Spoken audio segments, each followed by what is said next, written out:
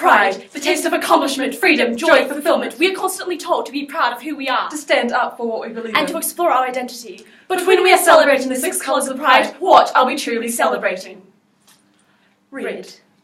The red roses look up at her, gently singing of love and affection. They gaze at one another and declare, I am in love and I am proud of that. But the red rose is soon crushed underneath the chaos of falling bodies. An ominous silence fills the room.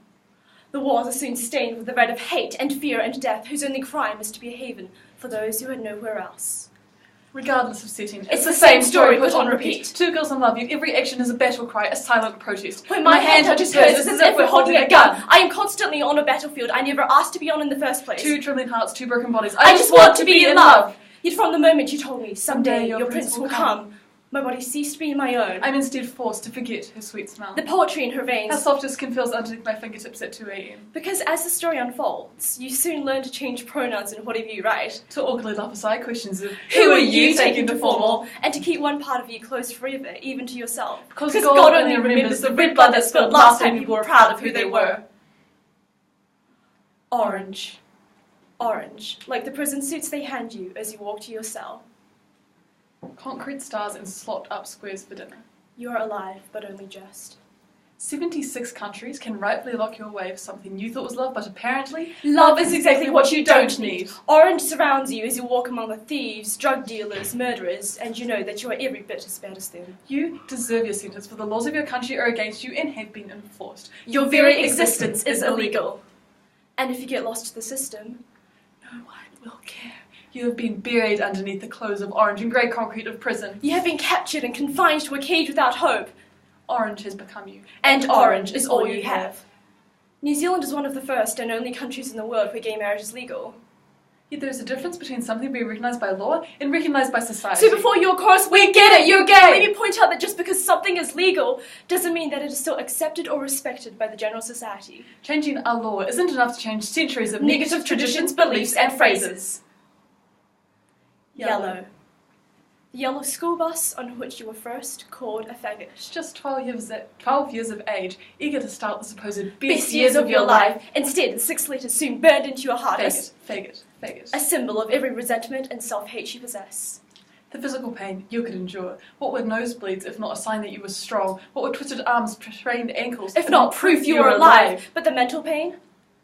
This dark shadow grows beside you as 12 turned 14, 17. Faggot.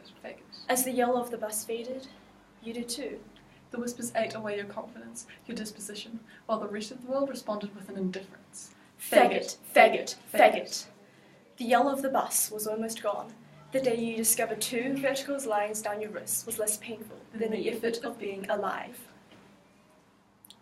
Green. Green is natural, green is nature. The sharp smell of pine trees or the raspy way leaves brush against your skin. Is nature really so different from being in love? When they told you your love was not natural, did you lose the feeling of the leaves? If this world is God's creation, are you no longer a part of it? The musty smell of an old church, the way the pews stiffen, your back's truly a natural and righteous path. So the trees will sway outside and your heart will break piece by piece until nothing of your feelings remain. Now and only now, you are natural.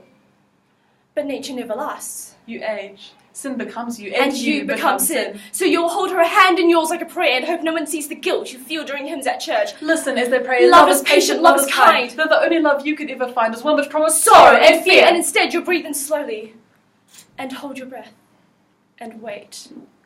Wait. For a tomorrow that seems to never appear. A tomorrow where the touch of skin on skin is no longer a sin. Blue. Blue is only for boys. This is your life. This is your cage, and you will sit in it and be happy. You must be moulded, shaped, and pressed into the walls of gender conformity. You will wear dresses, have long hair, play with dolls. This is your life. This is your cage. It started when you were just a day old. All wrapped in a soft pink blanket, the parents shout, "It's a girl!" And really, what else is there to say? Girl or boy, nothing else is known about the baby the moment they're born. They must be quickly labelled. Girl's name, sex, for some reason, this category is all important to society. The twisted idea of gender was reinforced in a whirlwind of Barbie dolls and cooking sets and My Little Pony. Suddenly, puberty hit, the hormones catapulted around the classroom, beating into their brains. Girl, boy, girl, boy. And then it was too late. And she was a she.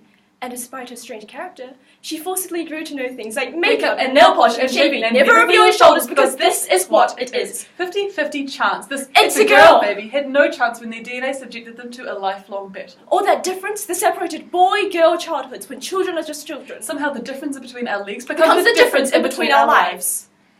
Blue is for boys. Blue is for girls. Blue, pink, 50-50, boy, girl. Our binary boxes must not shape the people we become. Blue is a colour, Not a box. Purple. Sunday morning. Face covered in bruises, some purple, others turning green, yellow. Parents turn, concerned, and the moment the words How are you? form in their mouths is the moment you feel everything inside of you Shatter! Shatter! From the weight of having to pretend to be okay and answer the same. I'm fine, I'm just tired. And to physically feel fine with your inability to be normal or right. Fine with how no amount of physical pain or bruises can match the scars carved into your heart by your very existence. Because how else do you explain that you'll never truly be able to explain anything? How else do you explain to your parents that you'll never be able to bring home some smart Asian doctor boyfriend or have a cute nuclear family with heaps of cute children or be a daughter they can be proud of? That you're stuck in the closet, stuck in the small town world of university and heterosexual marriages and babies, Stuck with the traditional family values society so prides itself on upholding. How else do you explain that no, it wasn't because I went to an all-girls school. No, I wasn't secretly abused as a child. no, this is not just a phase.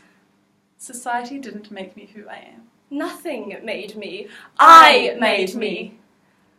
So when you all look at me so cautiously, whisper so carefully with those hushed voices, as if you're scared that if you walked by too fast or spoke too loud, I'd explode and obliterate everything around me.